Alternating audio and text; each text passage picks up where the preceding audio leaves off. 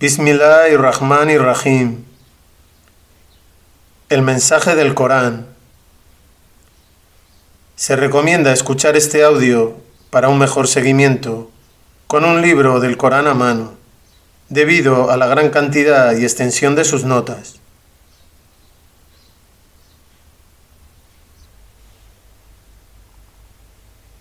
Sura 50. Kaf. Período de Meca. Este sura, conocido solo por la letra Q, Kaf, que precede a su primer versículo, parece haber sido revelado en el año 4 de la misión del profeta. Comienza y acaba con sendas referencias al Corán y está dedicado en su totalidad a los problemas correlativos de la muerte y la resurrección.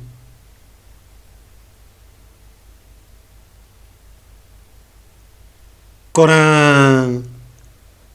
En el nombre de Dios, el más misericordioso, el dispensador de gracia.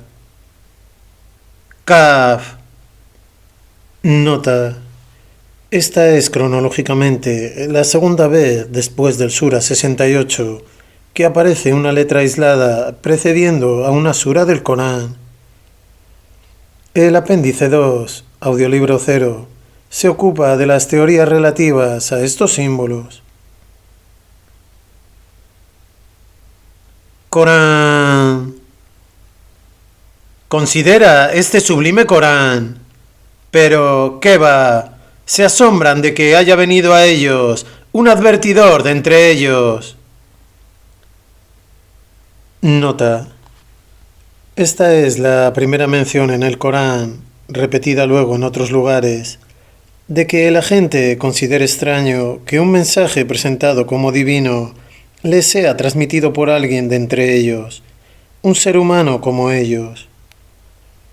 Aunque en primer lugar se trata sin duda de una referencia a la actitud negativa de los paganos de Meca al llamamiento de Muhammad, su repetición frecuente en el Corán implica obviamente que trasciende dicha referencia histórica y apunta a una tendencia común a muchas gentes, en todas las fases del desarrollo humano, a desconfiar de cualquier planteamiento religioso que carezca de exotismo por cuanto que llega a través de alguien del mismo entorno social y cultural que aquellos a quienes va dirigido, y porque, como ocurre en el Corán, el mensaje en sí está basado en una llamada a la razón y al sentido moral.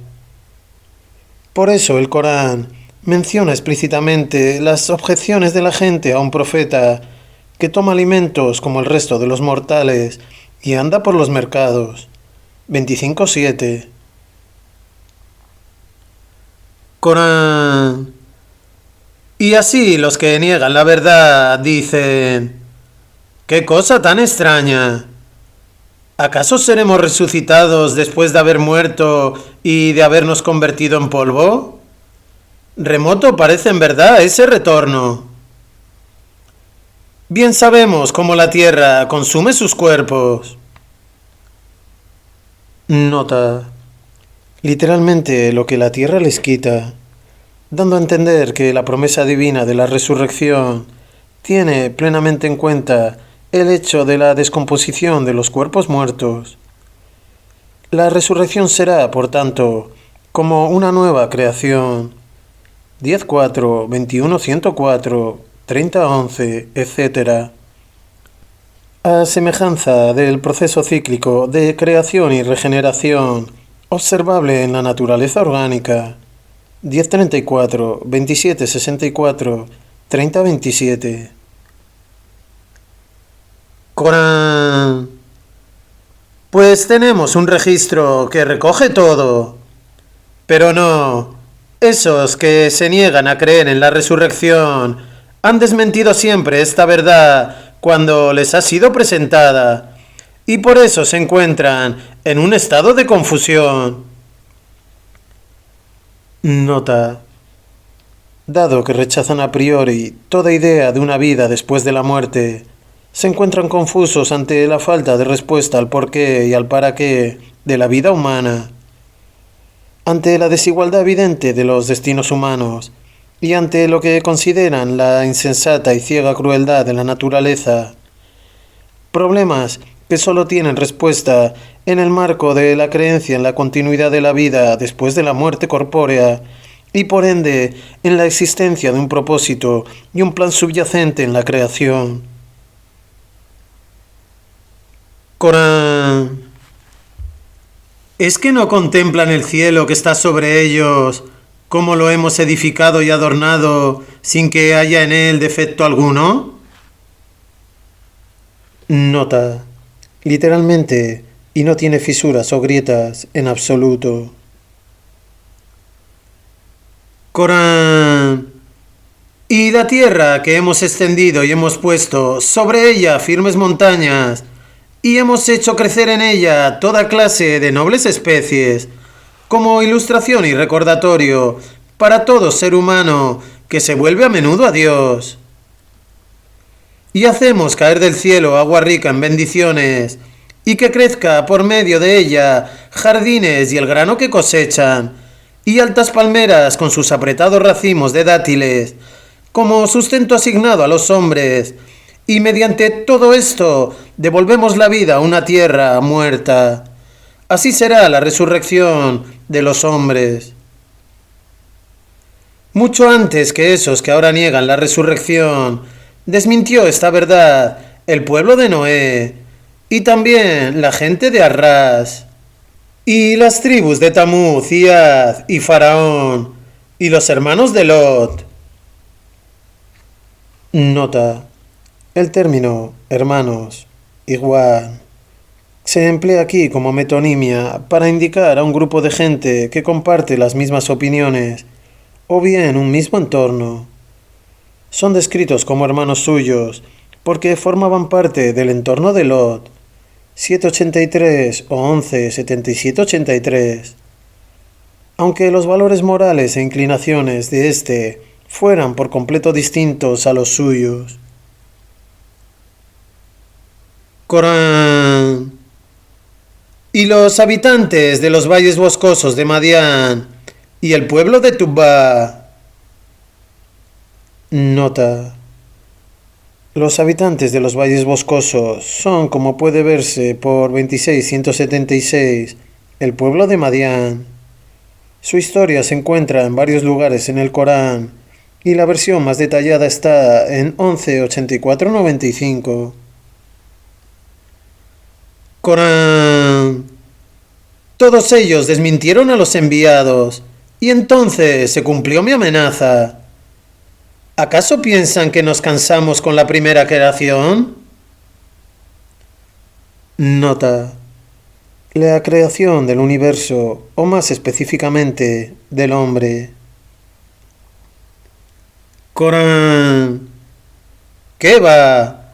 Pero algunos... Nota. Literalmente, ellos. Corán. Dudan aún de la posibilidad de una nueva creación.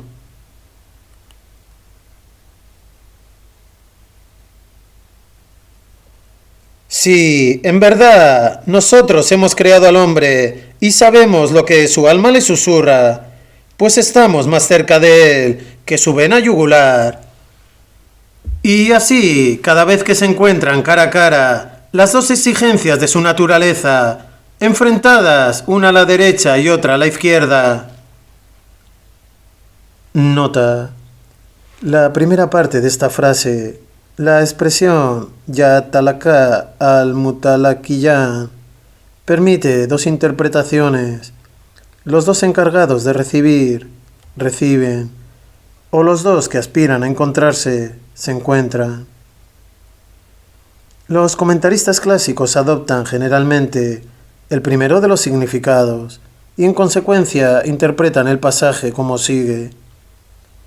Los dos ángeles encargados de anotar las acciones del hombre las anotan, sentados a su derecha y a su izquierda. En mi opinión, sin embargo, el segundo significado se ajusta más al versículo precedente, donde se habla de lo que el alma, nafs, del hombre, le susurra.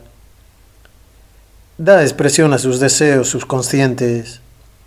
Así pues, los dos que aspiran a encontrarse son, a mi entender, las dos exigencias, o más propiamente, las dos fuerzas motrices fundamentales en la naturaleza humana. Por un lado, sus impulsos y deseos instintivos primarios, sensuales o no, comprendidos en el término psicológico, líbido. Y por otro, su razón, intuitiva y reflexiva. La expresión sentados, caíd, uno a la derecha y otro a la izquierda, es, a mi entender, una metáfora de la naturaleza conflictiva de estas dos fuerzas que aspiran al predominio en el ser humano. De ahí mi traducción de caíd por enfrentadas. Esta interpretación se ve confirmada además por la alusión en el versículo 21 a que el hombre comparecerá el día de juicio con lo que impulsa y lo que es testigo. Una frase que alude sin duda, respectivamente, a los impulsos instintivos en el hombre y a su razón consciente. Corán no pronuncia palabra sin que haya junto a él un vigilante, siempre presente. Nota. Su conciencia. La palabra que pronuncia está asociada conceptualmente con los susurros en la psique del hombre mencionados en el versículo precedente. Corán. Y luego el crepúsculo de la muerte traerá consigo toda la verdad. Nota. La visión completa de uno mismo. Corán. Eso precisamente, hombre, de lo que siempre apartabas la vista. Y al final se hará sonar la trompeta de la resurrección. Ese será el día de la amenaza cumplida.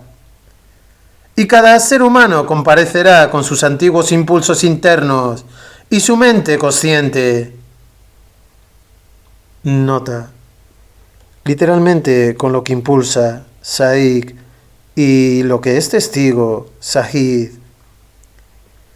Mientras que el primero de los términos define obviamente los impulsos primarios del hombre, y en particular los que le arrastran a abandonarse sin control a sus deseos, y por tanto al pecado, el término Sahid, traducido aquí por mente consciente, alude al despertar de los niveles más profundos de la conciencia del hombre, lo que le lleva a una percepción instantánea de su realidad moral, el levantamiento del vuelo a que hace referencia el versículo siguiente, obligándole a dar testimonio contra sí mismo.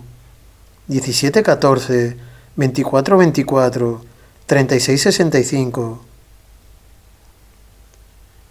Corán. Y se les dirá: en verdad has vivido ajeno a este día del juicio, pero ahora te hemos quitado el velo y hoy tu vista es penetrante.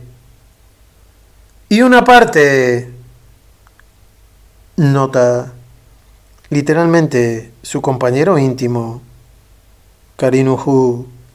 El término Karin denota algo que está conectado, ligado o asociado íntimamente a otra cosa.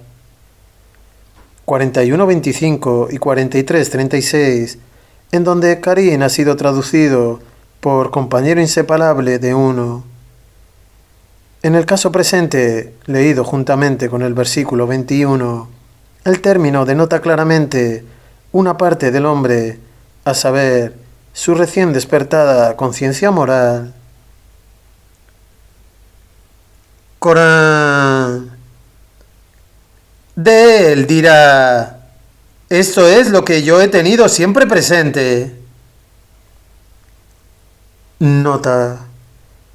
El raciocinio del pecador alegará que él siempre había sido más o menos consciente, y hasta crítico, de los impulsos y apetitos que le arrastraron a obrar mal. Pero como muestra lo que sigue, este reconocimiento racional, tardío y por tanto ineficaz, no disminuye la carga de culpa del hombre, sino que al contrario la incrementa. Corán. Entonces Dios ordenará: arrojad, arrojad. Nota. En este caso, como ocurre en el versículo 26, el imperativo arrojad aparece en su forma dual, alquillá. Como señalan muchos filólogos clásicos y casi todos los comentaristas, esto es lingüísticamente permisible para añadir hincapié y equivale a una repetición enfática del imperativo. También es posible considerar este dual como indicativo de una dualidad real, a saber, las dos manifestaciones en la psique del hombre a la que se alude en el versículo 17 y que en el 21 son denominadas Saik y Sahid, las cuales son, por su interacción, responsables de su caída espiritual y de su consiguiente sufrimiento en la otra vida. Corán. Al infierno a todo obstinado enemigo de la verdad, a todo represor del bien, transgresor e instigador de la desconfianza entre los hombres, a todo aquel que haya erigido junto a Dios a otra deidad. Nota. Esto se refiere no solo a la veneración de seres o fuerzas reales o imaginarias, a los que se atribuyen cualidades divinas, sino también a la adoración de falsos valores y conceptos inmorales, a los cuales la gente se adhiere con un fervor casi religioso. Corán. Arrojadle, pues, arrojadle a un castigo severo. Su compañero. Nota. Mientras que en el versículo 23 este término representa la conciencia moral o raciocinio del hombre, en este caso quien habla es evidentemente su pareja, o sea, el conjunto de impulsos instintivos y apetitos desordenados y sin control del pecador, resumidos en el término Saik, lo que impulsa, y a menudo simbolizados por Saitán, Satán o fuerza satánica. En este sentido, el término Karim tiene la misma connotación que en 41.25 y 46.36. Corán dirá: oh sustentador nuestro, no fui yo quien empujó a su mente consciente. Nota. Literalmente, a él o a ella, aludiendo a la facultad de raciocinio consciente, Sahid, del hombre. Corán. Al mal. No, sino que se hundió en un profundo extravío ella sola. Nota. Los impulsos y apetitos malvados presentes en el hombre no pueden dominarle a menos que su mente consciente sea parte de las verdades morales, y esto explica el verdadero sentido en este contexto de los anteriores versículos 24-25. Corán. Y él dirá: no discutáis en mi presencia, oh pecadores, pues os di un preaviso de ese día del ajuste de cuentas. El juicio emitido por mí es inmutable, pero no soy injusto en absoluto con mis criaturas. Ese día preguntaremos al infierno: ¿estás lleno? Y responderá: no, ¿hay más para mí? Y ese día el paraíso será puesto a la vista de... Nota. Literalmente, será acercado a... Corán. Los conscientes de Dios, y no estará ya distante, y se les dirá: esto es lo que se os prometió. Está reservado para todo aquel que solía volverse a Dios y tenerle siempre presente. Todo aquel que temía al más misericordioso, aun siendo él imperceptible al hombre, y que ha venido a él con un corazón contrito.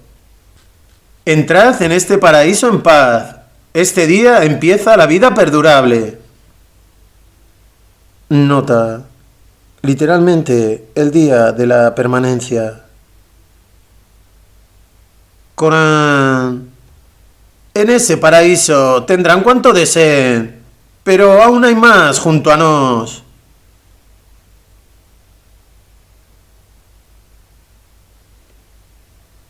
¿Y cuántas generaciones hemos destruido antes de estos que ahora niegan la verdad? Nota. Esto enlaza con los anteriores versículos 12-14.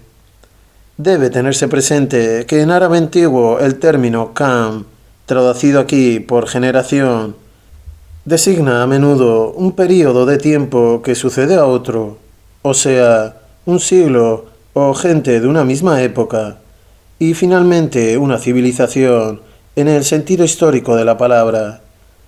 Lo que viene a continuación confirma que es este el sentido con que se emplea aquí. Corán. Gentes de un poderío superior al suyo. Pero cuando les sorprendió nuestro castigo, acabaron vagando por la faz de la tierra, buscando solo un lugar donde refugiarse. Nota.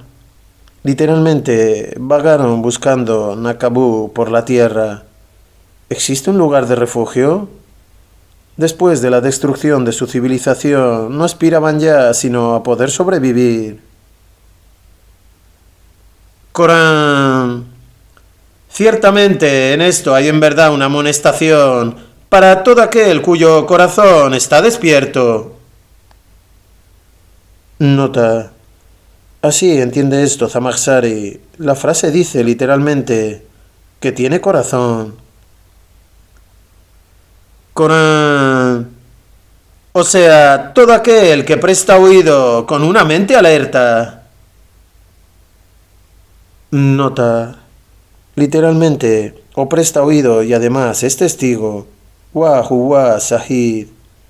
Una frase que Zamakhshari explica como está presente con su intelecto, con una mente alerta. El mismo uso que se da al término sahid en el versículo 21.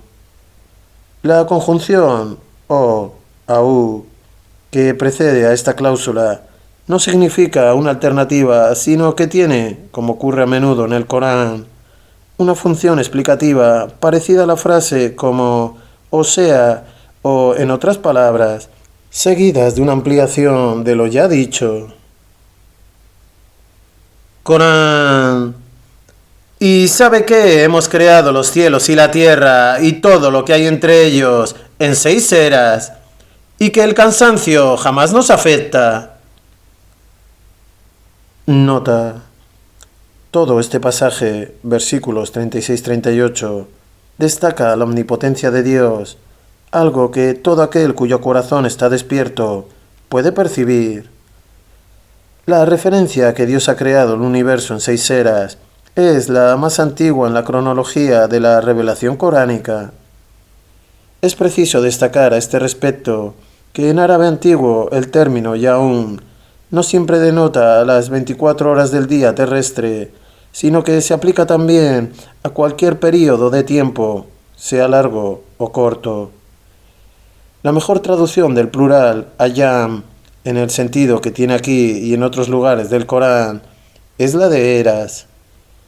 La mención de la imposibilidad de que Dios experimente cansancio por el proceso de creación enlaza este pasaje con el versículo 15 de este sura y alude así al poder de Dios para resucitar a los muertos.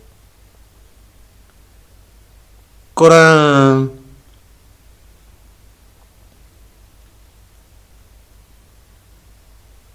Así pues, oh creyente, soporta con paciencia lo que digan.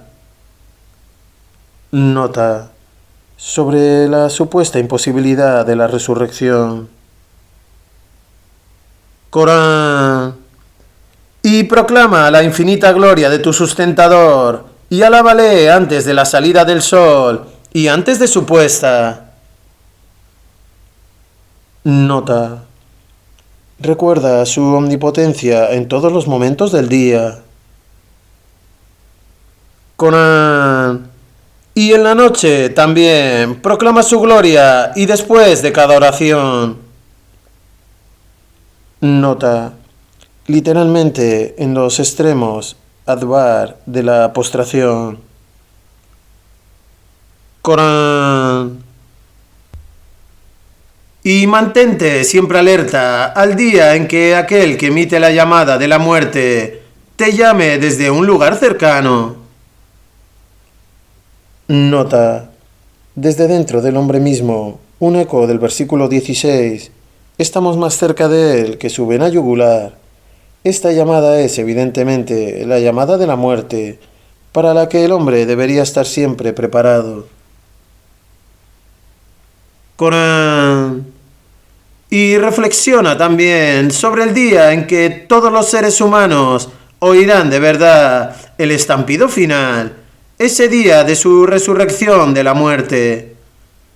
Realmente somos nosotros quienes damos la vida y damos la muerte, y a nosotros será el retorno, el día en que la tierra se abra a su alrededor, mientras acuden prestos al juicio de Dios.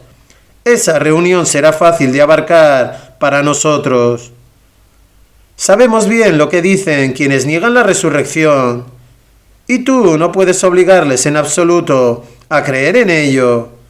Aún así, advierte, por medio de este Corán, a todo aquel que tema mi amenaza.